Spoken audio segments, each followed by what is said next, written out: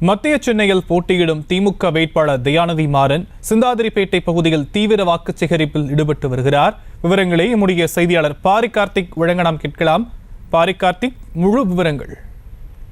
வணக்கம். மத்திய சென்னை நாடாளுமன்ற உறுப்பினராக தற்போது இருக்கும் தயாநிதி மாறன் அவர்கள் 2024 திமுக சார்பில் மத்திய சென்னையின் மீண்டும் வேட்பாளராக அறிவிக்கப்பட்டு தற்போது பிரச்சாரத்தை இன்று முதல் துவங்கியிருக்கிறார்.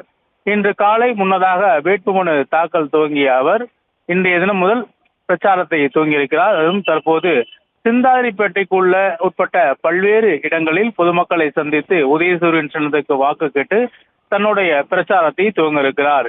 முன்னதாக நேற்றைய தினம் மத்திய சென்னைக்கு உட்பட்ட பல்வேறு இடங்களில் தேர்தல் பணிமனைகளை துவங்கி வைத்த அவர் இன்றைய தினம் பிரச்சாரத்தை துவங்கி உதயசூரியன் சின்னத்துக்கு ஆதரவு கேட்டும் தனக்கு வாக்கு செலுத்த வேண்டும் என்றும் பொதுமக்களிடம் கோரிக்கையை வைத்து சிந்தாதிரிப்பேட்டை உள்ளிட்ட பல்வேறு இடங்களில் தற்போது வாக்கு சேகரித்து வருகிறார். விவரங்களுக்கு நன்றி பாரி கார்த்திக்.